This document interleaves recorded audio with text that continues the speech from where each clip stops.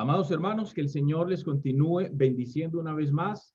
Aquí estamos en su canal Verdad y Libertad, dispuestos para compartir una vez más un mensaje de Dios para la vida de cada uno de ustedes. Un abrazo y un saludo a todos nuestros suscriptores.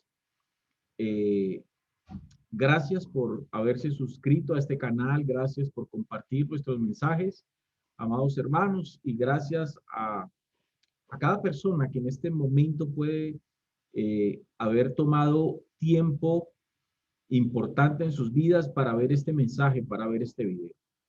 Bueno, hoy quiero compartirles a ustedes un mensaje más de la palabra de Dios. Es un mensaje que como todos los mensajes que tienen que ver con la palabra de Dios, lo hemos dicho muchas veces, logran traer edificación y crecimiento espiritual a la vida de cada uno de nosotros.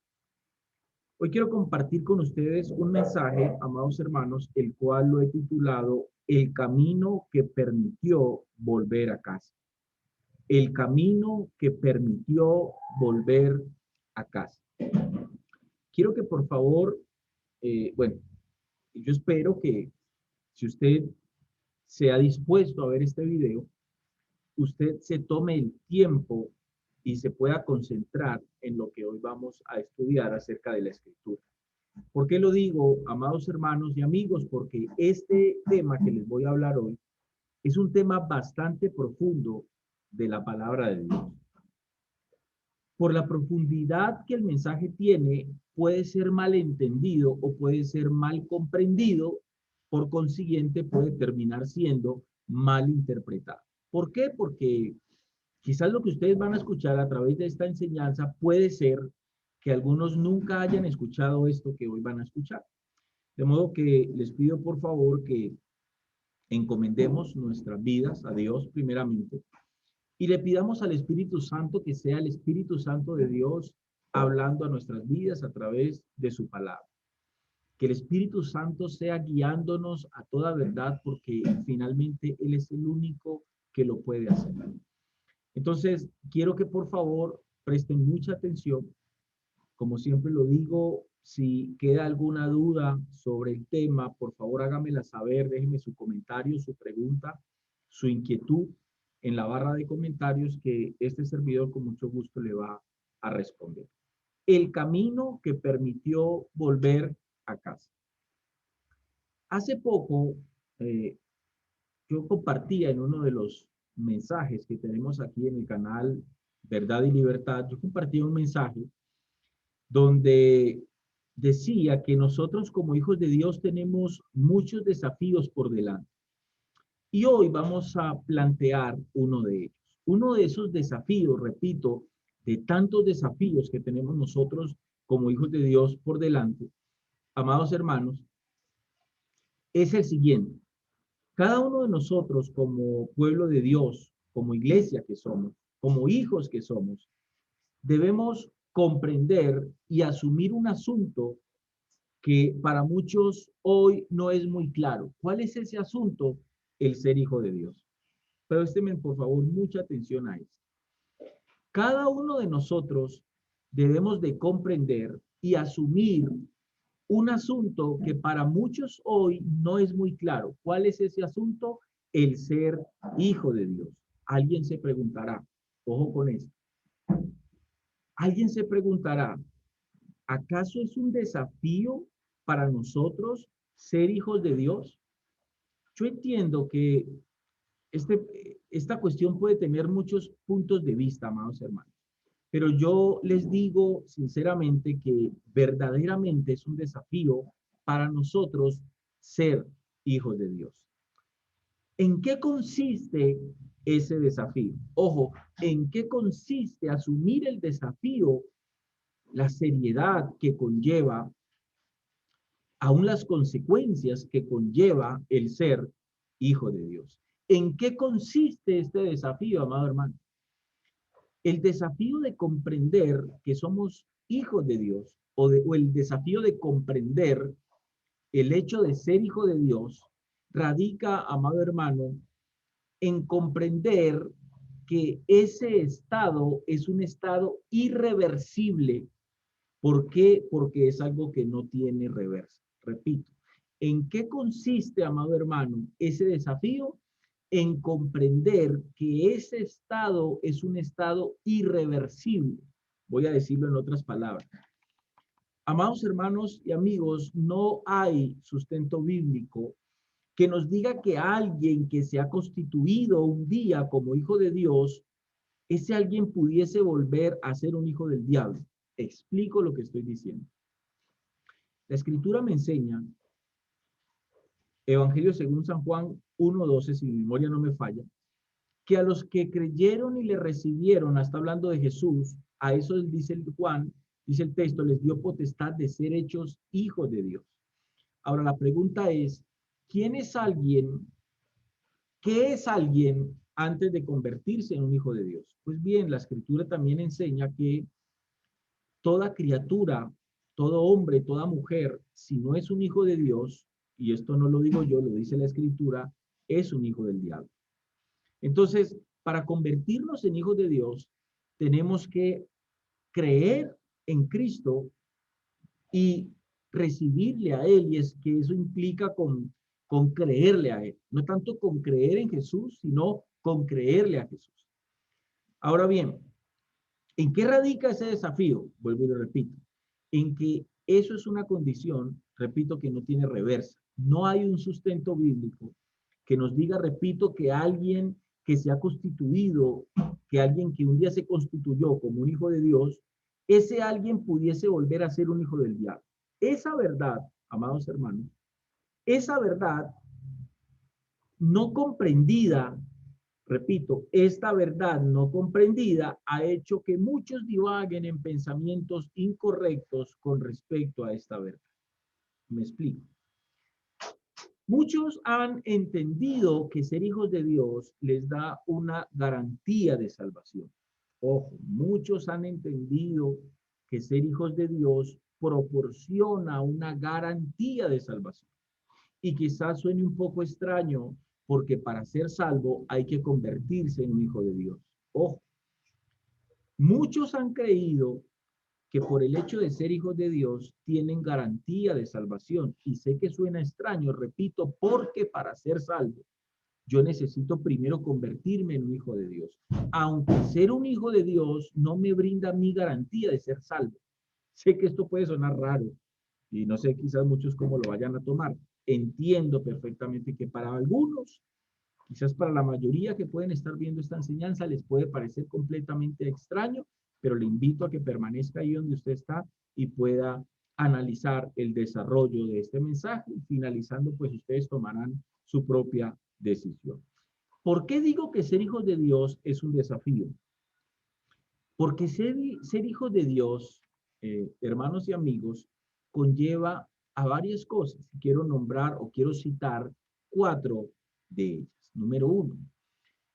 ¿Por qué ser un hijo de Dios conlleva un desafío? Número 1, porque ser un hijo de Dios, al ser un hijo de Dios, yo tengo que adquirir un comportamiento y una actitud como un hijo de Dios. ¿Por qué ser hijo de Dios se convierte en un desafío para mi vida? Porque como hijo de Dios tengo que ser fiel a Dios. ¿Por qué se convierte en un desafío? Porque el hijo de Dios tiene que tener una vida sacrificial, de sacrificio. Y número 4, ¿por qué es un desafío ser hijo de Dios? Porque el ser hijo de Dios me obliga a mí a vivir una vida en negación a mí mismo y a vivir una vida en obediencia y voy aún más allá, en pleno sometimiento a Dios, etcétera, etcétera, etcétera. Solo le nombré esas 4, pero hay varias más. Cuando yo comprendí el ser hijo de Dios, llegué a una conclusión muy mía. Ojo con esto, es una conclusión muy personal, muy de este servidor. El ser hijo de Dios me puede traer problemas. Ojo con esto.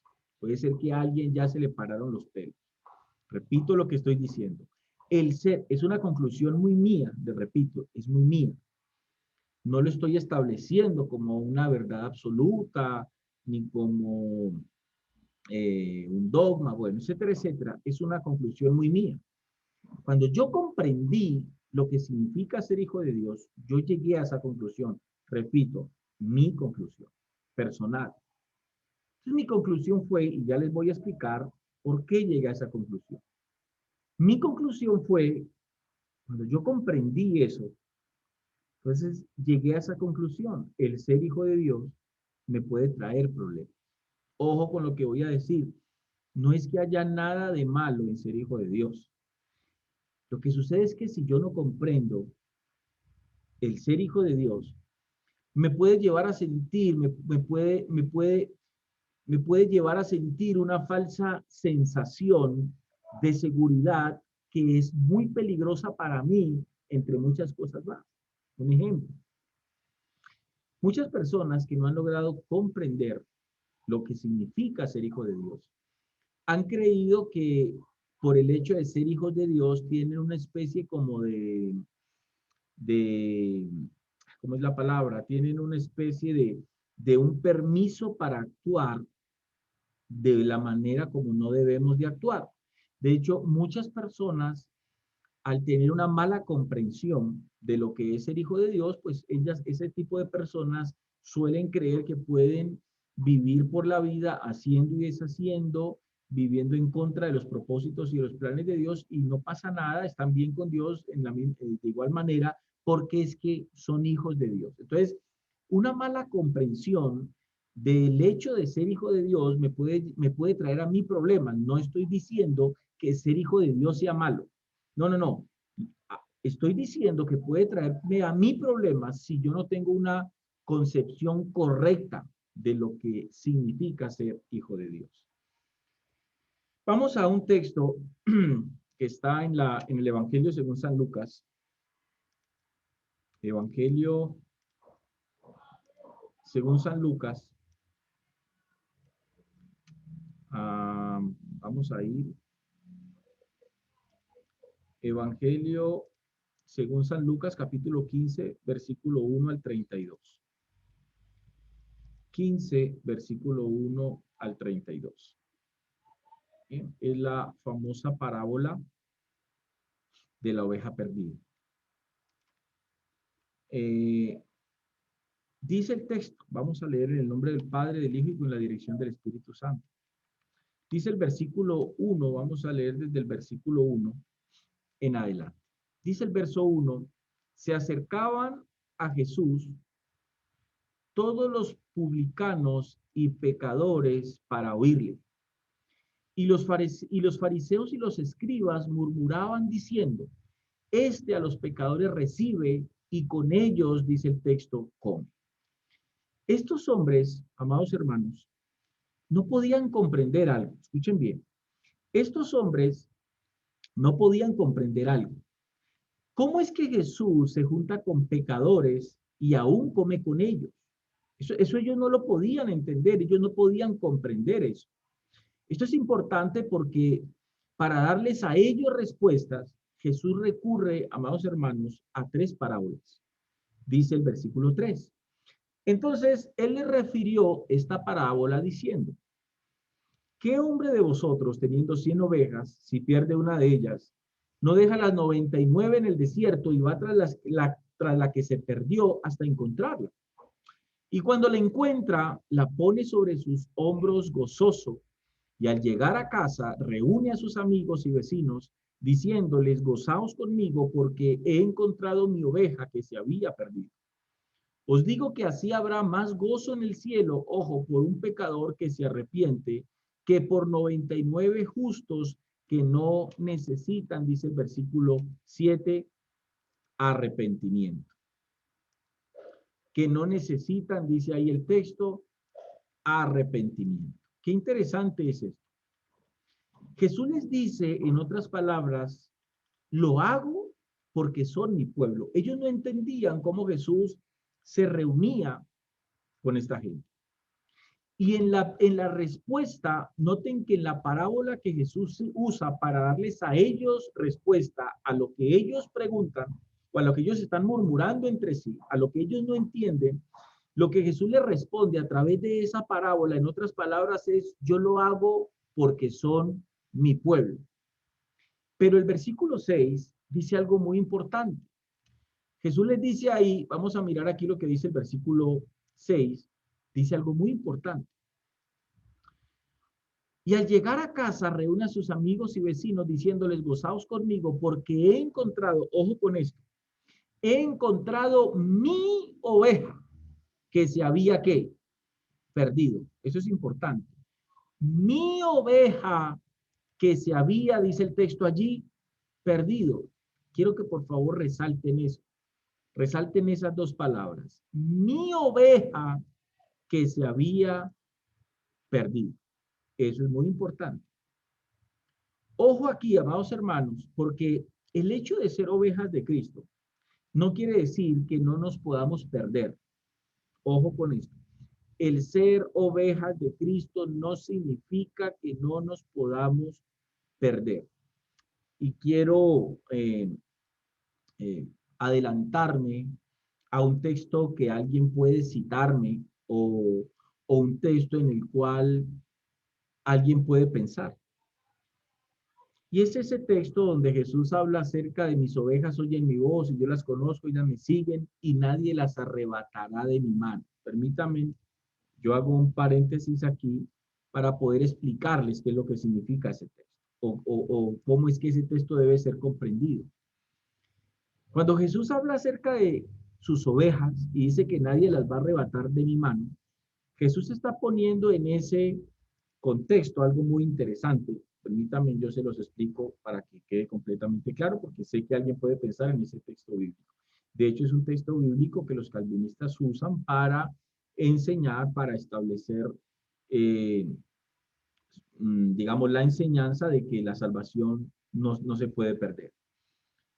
¿Qué implica eso? Jesús allí no está diciendo, Jesús está hablando acerca de él. Dice, mis ovejas, nadie las va a arrebatar de mi mano. En ese contexto, Jesús no está hablando en el sentido de la oveja. Voy a poner un ejemplo de lo que les estoy diciendo para que me comprendan bien. Él está diciendo, él pone la figura de alguna manera del padre que toma a su hijo pequeño de la mano, aprieta fuerte la mano del niño y nadie, mientras el padre tenga tomado al niño de la mano, nadie lo va a arrebatar de su mano.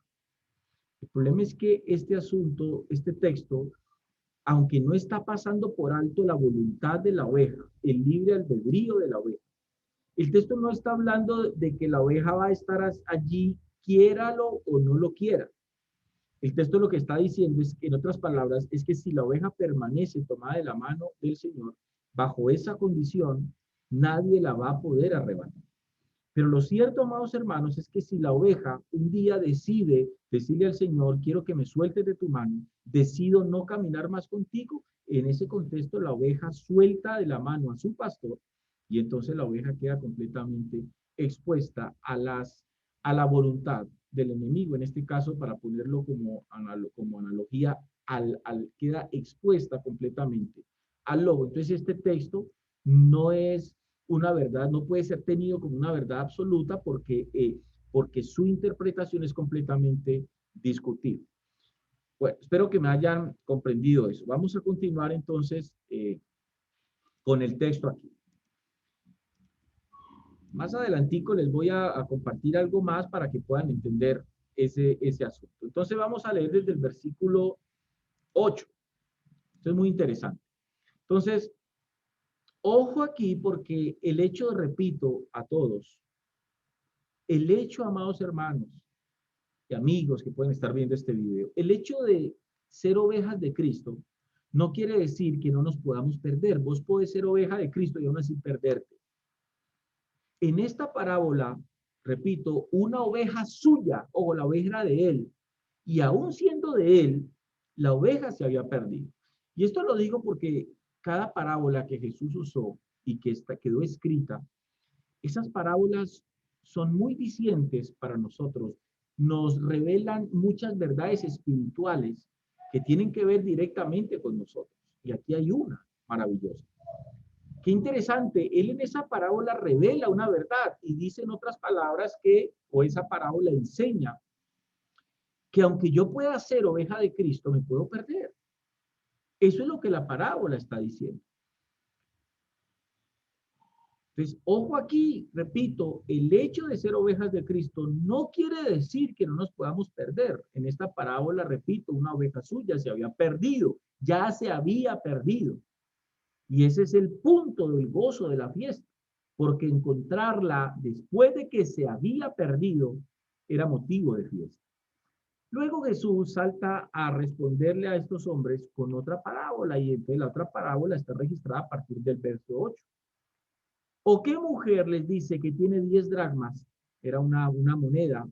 Si pierde una dracma, no enciende la lámpara y barre la casa y busca con diligencia hasta encontrarla. Y cuando la encuentra, reúne a sus amigas y vecinas, diciendo, gozaos conmigo porque he encontrado la dracma que había perdido. Así os digo que hay gozo delante de los ángeles de Dios por un pecador, ojo aquí, por un pecador que se arrepiente, por un pecador que se arrepiente. Qué interesante. Luego de esta parábola, Jesús salta a otra parábola. Y es la parábola que nosotros conocemos como la parábola del hijo pródigo, del hijo derrochador, del hijo malgastador. En esta parábola Jesús revela muchas cosas con respecto a la condición de nosotros como hijos de Dios. Dice versículo 11, vamos a leer aquí a partir del versículo 11 en adelante. Vamos a leer con mucho cuidado. También dijo, un hombre tenía 2 hijos. Esta fue la tercera parábola que Jesús usó para darle respuesta a estos hombres que murmuraban. También dijo, un hombre tenía 2 hijos y el menor de ellos dijo a su padre, padre, dame la parte de los bienes que me corresponde, y les repartió los bienes. ¿Sabe? El padre no rehusó en la parábola darle al hijo lo que le pide. Aquí vemos que el padre respetó el libre albedrío del hijo o la voluntad del hijo. Esto es importante y entiendo que esto genera un problema y existe, de hecho, un problema teológico. Los hermanos, digámoslo de alguna manera, los hermanos calvinistas, ellos no creen en el libre albedrío. Para ellos el hombre no tiene capacidad de decidir, pero yo sí encuentro en la escritura completamente muchos textos que fundamentan el hecho de que el hombre sí tiene la capacidad de decidir, y eso no le quita soberanía a Dios. A pesar de que el hombre tenga la capacidad de decidir, eso no le quita soberanía a Dios, antes se la da, porque Dios en su soberanía le permitió al hombre decidir qué fue lo que el hombre quisiera hacer con su vida, y eso lo encontramos, amado hermano, en la escritura por muchas partes. Desde el jardín del Edén lo vemos. Adán y Eva decidieron desobedecer, ellos decidieron irse en contra de lo que Dios les había dicho. En la historia del pueblo de Israel lo vemos. Aquí os pongo dos caminos. Yo os digo, dice el texto, que vosotros decidáis seguir por el camino, por las sendas que conllevan a la obediencia a Dios. Entonces, vemos textos cuando Elías le habló al pueblo de Israel y le dijo, ¿hasta cuándo claudicaréis en dos pensamientos? Entonces, amados hermanos, la escritura es clara con respecto a esto.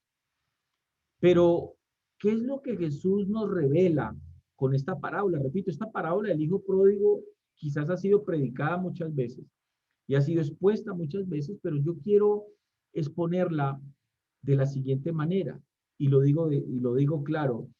Cada parábola que Jesús usó para dar una enseñanza, para dar una respuesta, cada parábola que encontrase en la escritura está llena de revelación. Hay muchas cosas que a través de esa parábola Jesús reveló a cada uno de nosotros, o fue escrita para que fuese a través de esa parábola principios del reino de Dios revelados a nosotros a través de esa parábola escrita. Entonces, ¿qué es lo que me enseña esta parábola hasta allí? Que el padre, ahí vemos, dice, y el menor de ellos dijo a su padre, padre, dame la parte de los bienes que me corresponde. Y dice el texto, y les repartió los bienes. Y por favor subrayen ese les repartió, porque es muy interesante. Ojo, porque eso es muy interesante. Y les repartió los bienes. Porque es interesante, porque el texto me está hablando que quien le pide al padre su herencia es el hijo menor, o sea, un solo hijo. Pero ahí el texto está escrito en plural, les repartió. O sea que cuando el hijo menor se acerca a pedir su herencia, el padre no solamente le dio la herencia al menor, sino que también le repartió la herencia al mayor. Ahora, lo que sucede es que la escritura nos enseña que el hijo menor toma su herencia. Y cuando toma su herencia se va, pero el hijo mayor se queda en casa.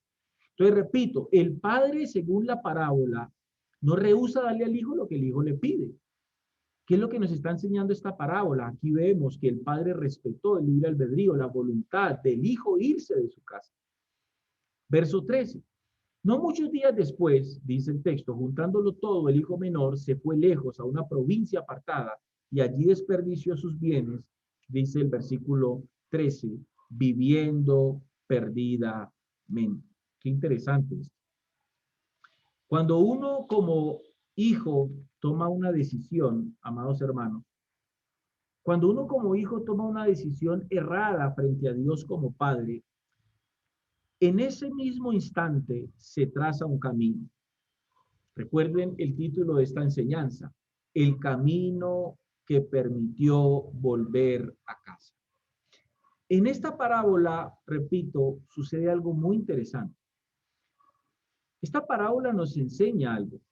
Cuando uno como hijo toma una decisión errada frente a Dios como padre, en ese mismo momento, en ese mismo instante, se traza un camino, aunque nosotros no lo vemos, obvio.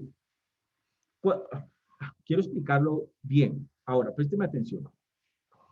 Cuando nosotros como hijos nos equivocamos delante de Dios, cada vez que tomamos una decisión que va en contra de la voluntad de Dios, cada vez que hacemos algo que va en contra de la voluntad de Dios, automáticamente allí no lo vemos. Esto se da en el ámbito espiritual. Se traza un camino.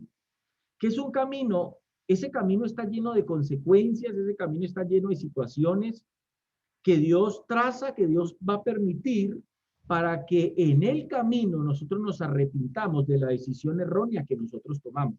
Automáticamente se traza, que eso es lo que se conoce como las consecuencias del pecado. Ese camino se traza, ninguno lo ve, pero es automático, se traza. ¿Y Dios lo traza con qué propósito? Con el propósito de que en el proceso de ese camino, en el propósito del proceso de que caminemos en ese camino que Él trazó, nosotros nos arrepintamos y volvamos al Padre. Entonces, ese camino, repito, es una situación, es una circunstancia a causa de nuestra condición como hijo. ¿Por qué eso sucede? Porque vos sos un hijo de Dios. Entonces, vos no sos, ¿cómo es la palabra?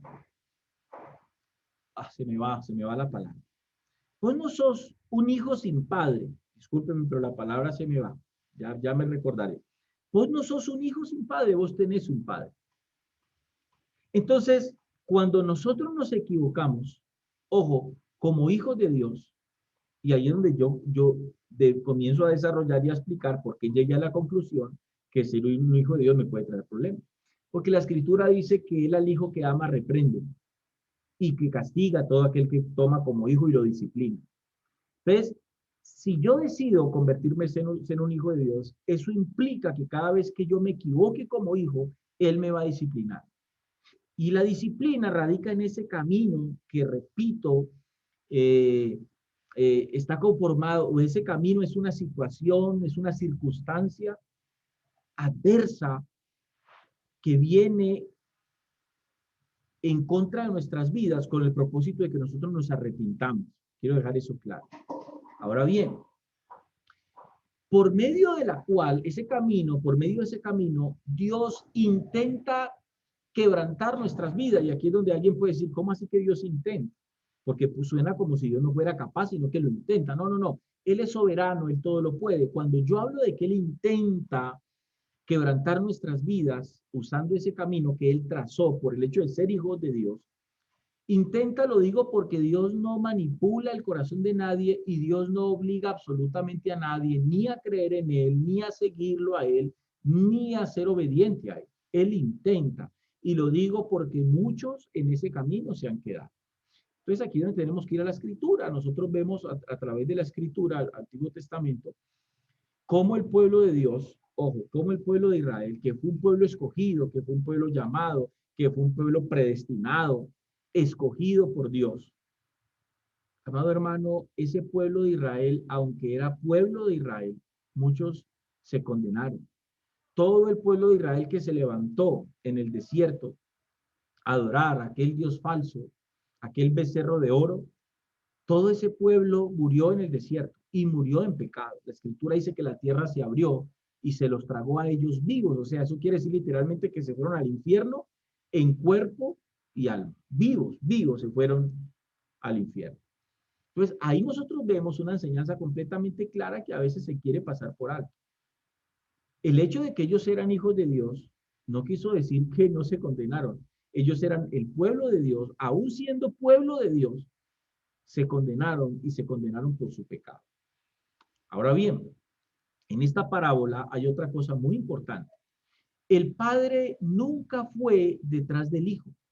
Nunca encontrás en la parábola diga que el padre se preocupó porque el hijo le pidió la herencia y el padre se fue detrás del hijo a ver si lograba reconvenir. No, el padre nunca fue detrás del hijo. El irse de casa fue voluntad del hijo, eso nunca fue la voluntad del padre. Fue la voluntad del hijo y el padre permitió eso. Humanamente podríamos decir, amados hermanos, que la vida se encargó de darle duro al muchacho. Eso lo podemos decir humanamente. Lo podemos decir si lo pensamos con una mente carnal. Pero realmente, amado hermano, pero espiritualmente nosotros sabemos quién administra estos tiempos y quien administra los tiempos de tribulación, los momentos difíciles en la vida de los hijos de Dios o en la vida del pueblo de Dios es el mismo Satanás. Eso es importante que nosotros como cristianos lo atendamos y le pongamos cuidado. ¿Alguien puede decir qué es lo que está diciendo? Recuerden por favor la historia de Job. Dice la escritura que Job era un hombre fiel, que era un hombre recto, que era un hombre temeroso de Dios, apartado del mal, un hombre perfecto, dice la escritura. Cuando lees la historia de Job, te vas a dar cuenta que todas las calamidades que le vinieron a Job, ¿quién las trajo? ¿Quién fue el que trajo esas calamidades? No fue Dios. Esas calamidades, tanto las muertes como las catástrofes, aún su propia enfermedad, fueron traídas a Job directamente por Satanás con el permiso de Dios, que es una cosa completamente distinta. Entonces, ¿qué es lo que estoy diciendo? Que cuando nosotros como hijos de Dios nos equivocamos, ese camino que instantáneamente se traza, ese camino es trazado, repito, con la intención de que los sucesos que se van a dar en ese camino hagan que el Hijo de Dios que se está apartando, que está caminando en contra de la voluntad de Dios, logre reconvenir. Pero esas situaciones adversas son administradas por Satanás.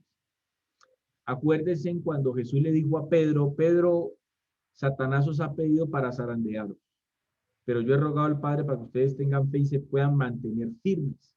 Eso es importante que lo entendamos y eso es un asuntico que la iglesia hoy pasa por alto. Entonces, humanamente, repito, podríamos decir que la vida se encargó de darle duro a ese muchacho, pero realmente tenemos que entender que espiritualmente nosotros sabemos que quien administra estos tiempos, y estos tiempos los administra Satanás.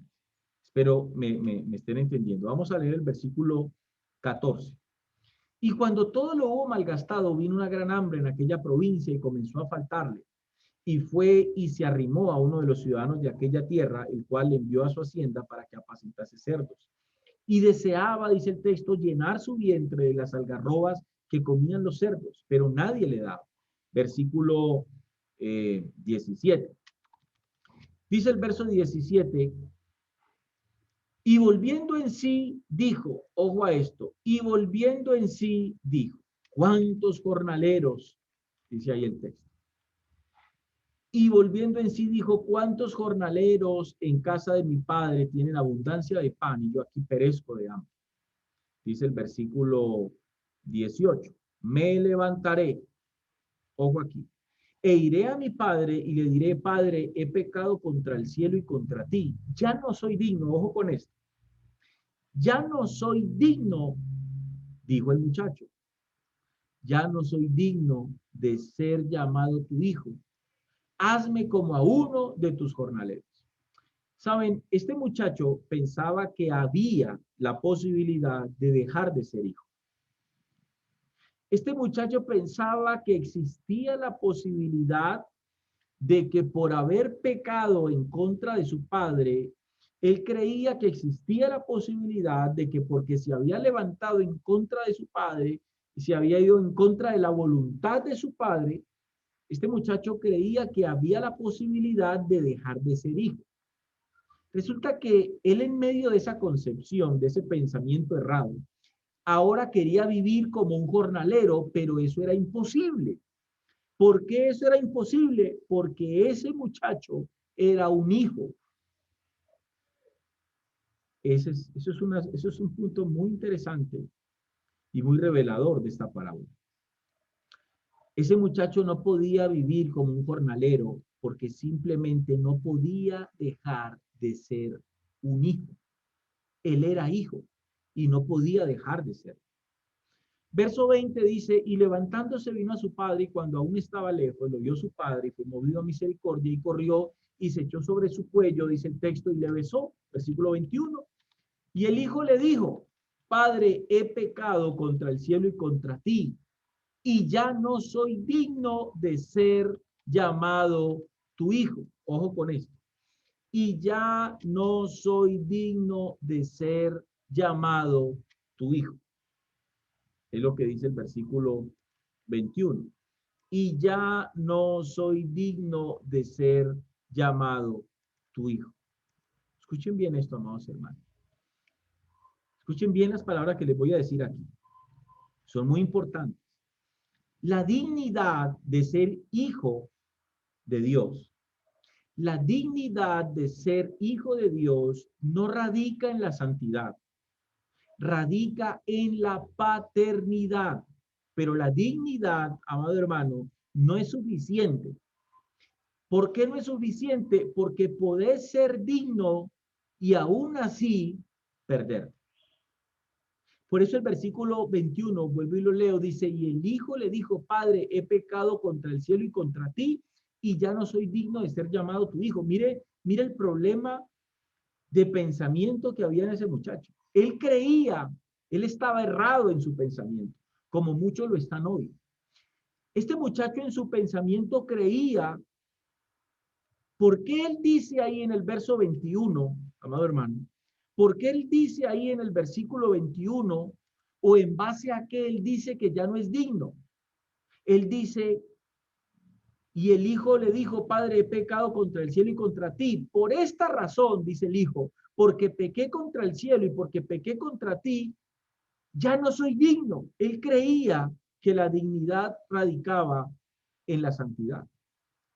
Y el problema, repito, es que la dignidad de ser hijo de Dios no radica en la santidad, radica en la paternidad, porque la santidad del Hijo de Dios, quien se la delegó es Cristo.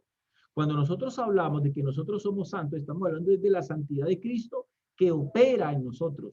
Estamos hablando de la justicia de Cristo sobre nosotros. No estamos hablando ni de nuestra santidad ni de nuestra justicia, porque ahí hay un problema doctrinal si pensamos en esa manera. Entonces, noten cómo el Hijo pensaba que la dignidad radicaba en la obediencia o en la santidad, pero no radica en eso. Radicaba en repito, la dignidad de ser hijo de Dios, iglesia, no radica en la santidad, radica en la paternidad. Y cuando hablo de paternidad, estoy hablando del sacrificio, de lo que hizo Cristo en la cruz del Calvario por cada uno de nosotros. Pero la dignidad, repito, no es suficiente, porque podés ser digno, o sea, podés ser aún hijo de Dios, y con todo y eso podés perder. Verso 22. Pero el padre dijo a su siervo, sacad el mejor vestido y vestidle, y poned un anillo en su mano y calzado en sus pies. Versículo 23. Y traed, dice ahí el texto, ojo aquí, y traed, le dijo a sus siervos, ah, perdónenme. Pero el padre dijo a sus siervos, sacad el mejor vestido y vestidle, y poned un anillo en su mano y calzado en sus pies. Y traed el becerro gordo y matadlo, ojo, y comamos y hagamos fiesta. ¿Por qué esa fiesta? Dice el verso 24, porque mi hijo, ojo, porque mi hijo muerto era. Ojo, no era medio muerto. No, no, no. Dice el texto, porque mi hijo muerto era. O sea, estaba muerto y él lo habla en el sentido espiritual. Había muerto a pesar de que era hijo del Padre, espiritualmente había muerto. Eso habla mucho para nosotros. Es que hay mucho, repito, que el Señor revela en esta parábola para cada uno de nosotros. Porque mi hijo muerto era, subrayen eso, porque no dijo medio muerto o parecía que estaba muerto. No, no, no. Aunque era su hijo, estaba muerto. Y obviamente el énfasis es en el estado espiritual. Porque mi hijo muerto era, dice el verso 24, ojo, y ha revivido. Subraye esto, por favor. Se había perdido. ¿Qué había pasado con ese hijo? Que se había perdido, no medio perdido, no, se había perdido. Por eso entiendan esto, por favor. Yo puedo ser hijo de Dios, pero aún así perderme. Yo puedo llegar a ser un día, alcanzar a ser un hijo de Dios y aún así caer en un estado de muerte espiritual después de haber nacido de nuevo. Eso es algo para muchos difícil de comprender. Y aquí es donde entra el calvinismo a refutar esto. Porque mi hijo muerto era y ha revivido. Ojo, se había perdido. Claro, ese muchacho estaba perdido. No se podía hacer nada por él. Y dice, y es hallado. Y comenzaron a regocijarse. ¿Por qué la fiesta? Por eso, porque el padre lo había dado por perdido, por muerto, ya estaba muerto. Por eso él dice, mi hijo muerto era y ha revivido. Entonces, es importante que el motivo de esta fiesta es muy revelador, amados hermanos. La muerte de ese muchacho no estaba representada en la vida física, sino en la espiritual. Él nunca dejó de ser hijo, pero aún siendo hijo había muerto espiritualmente. Aún en su condición de hijo, este muchacho estaba perdido. Si él, ojo, si él, porque el padre no fue a buscarlo, el padre no mandó a ningún siervo a que lo reconviniera, no. Si él no recapacita en su condición, nada más se podía hacer por él. Y eso es lo que creemos nosotros. Dios ama a sus hijos. Y cuando como hijos nos equivocamos y nos apartamos de él, ese camino se traza. Y ese fue el camino que se trazó en la vida de este hijo pródigo. Y ese fue el camino que le permitió a este muchacho volver a casa. Por eso el título de este mensaje. El camino que permitió volver a casa. Ese camino lleno de circunstancias adversas, lleno de miseria, lleno de necesidad, lleno de hambre, una condición difícil en la cual el muchacho se encontró dándole de comer a los cerdos. Ese camino el Señor lo había trazado con el propósito de que él se arrepintiera y recapacitara. Eso es, insisto en esto, amados hermanos y amigos, eso es lo que Dios hace. Dios no obliga a nadie a volver a él, pero Dios sí hace algo para que eh, nosotros podamos recapacitar en lo que vivimos o en lo que hacemos. Hasta allí llega Dios, pero la decisión es nuestra. Dios no toma la decisión por ninguno de nosotros. Entonces, es importante, aún en su condición de hijo, este muchacho estaba perdido. Y si él no recapacita, repito, en medio de su condición, como a muchos tristemente les ha pasado, nada más se podía hacer por él. Vamos a leer el versículo 25. Dice el versículo 25, y su hijo mayor estaba en el campo. Vamos aquí. Y su hijo mayor estaba en el campo. Y cuando vino, dice, y llegó cerca de la casa, oyó la música y las danzas, y llamando a uno de los criados le preguntó qué era aquello. Él le dijo, tu hermano ha venido, y tu padre ha hecho matar al becerro gordo por haberle recibido bueno y sano. Entonces se enojó y no quería entrar. Salió por tanto su padre y le rogaba que entrase, mas él respondiendo dijo al padre, he aquí tantos años te sirvo, no habiéndote desobedecido jamás, y nunca me has dado ni un cabrito para gozarme, dice ahí el texto, con mis amigos. Y nunca me has dado un cabrito para gozarme con mis amigos. Qué interesante esto, verso 30. Pero cuando vino tu hijo, noten aquí el reproche. Pero cuando vino tu hijo, dice el texto, perdóname. Pero cuando vino tu hijo, verso 30, que ha consumido tus bienes con rameras, has hecho matar para él el becerro gordo. Escuchen bien la respuesta del padre a este hijo. Él entonces le dijo, hijo, escuchen esto. Él entonces le dijo, hijo, tú siempre estás conmigo.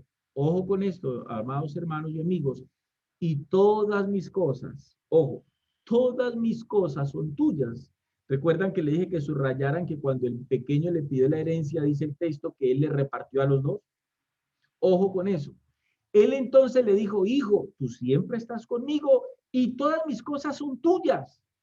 Mas era necesario, le dice el padre al hijo mayor, hacer fiesta y regocijarnos, porque tu hermano era muerto. Mire lo que Jesús intenta revelar aquí a nosotros.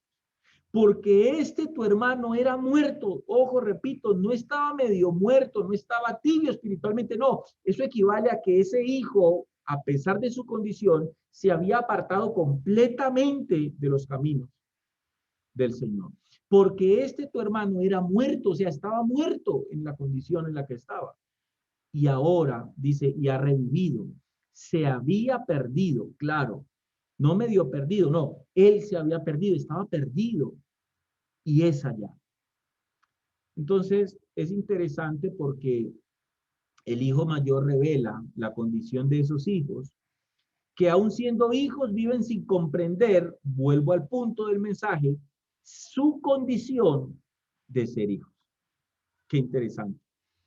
El hijo mayor, repito, revela la condición de esos hijos que aún siendo hijos viven sin comprender su condición.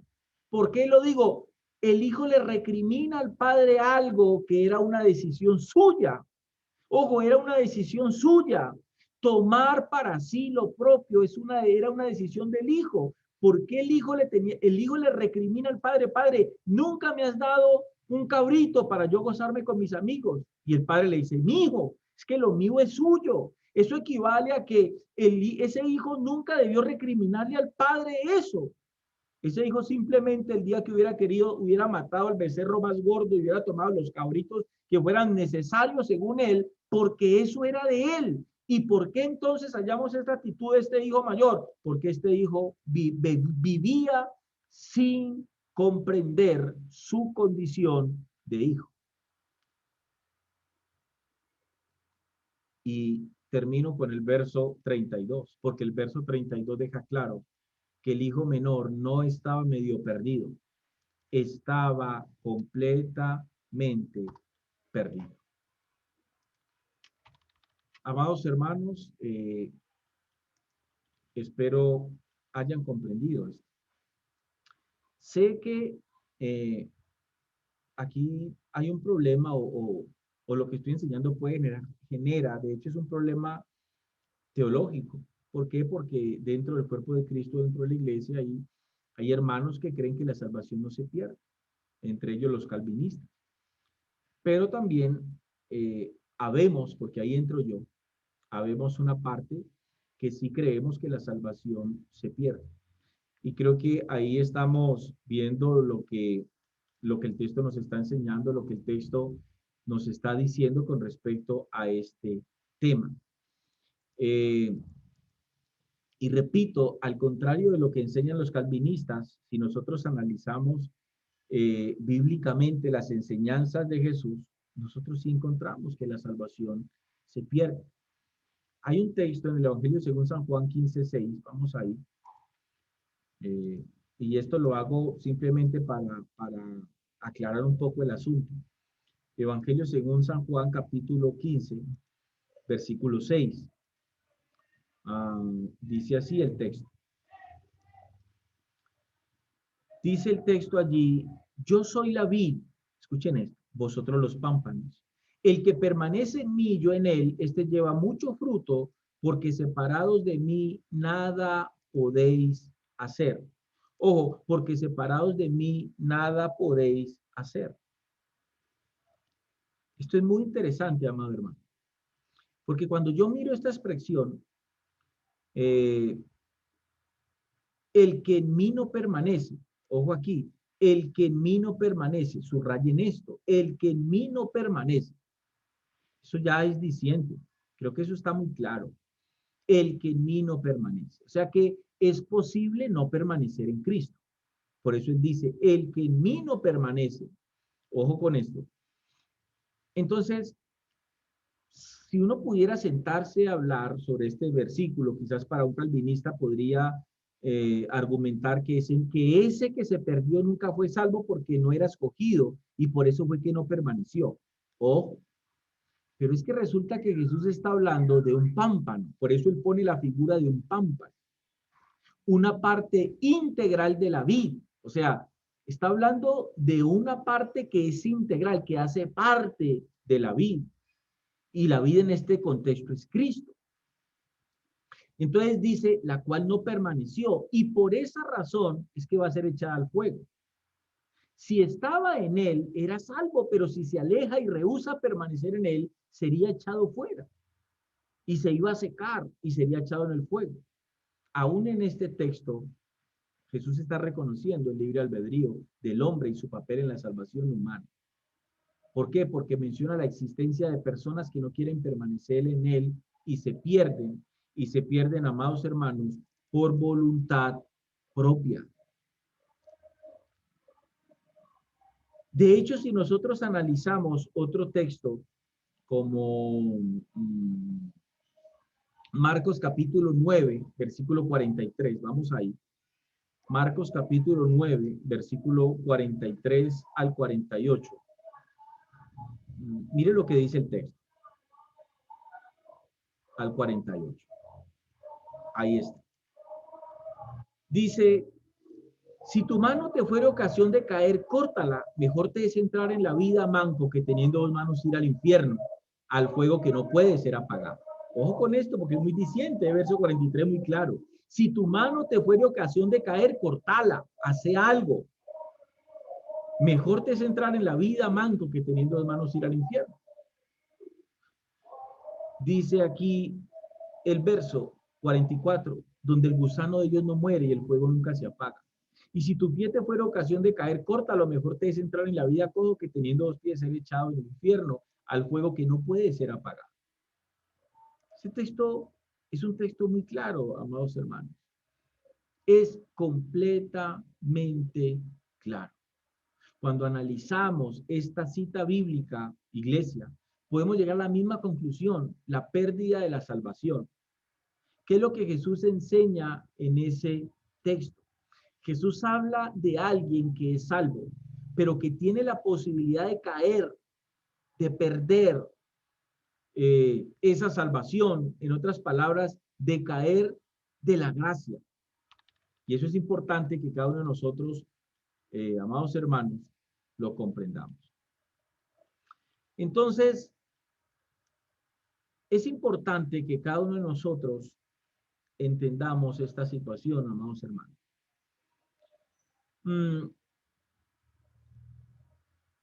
Es muy importante que cada uno de nosotros comprendamos este asunto porque hay un camino que Dios traza en nuestras vidas cuando nosotros nos equivocamos. Por eso repito el título de este mensaje, el camino que permitió volver o regresar a casa. Tengamos en cuenta todas estas enseñanzas y profundicemos en ellas, amados hermanos. Porque, repito, lo que está en juego no es algo material, lo que está en juego es nuestra vida eterna. Espero que este mensaje les haya servido, les haya edificado. Esperamos sus comentarios, sean buenos o malos, que Dios les continúe bendiciendo hasta una próxima oportunidad.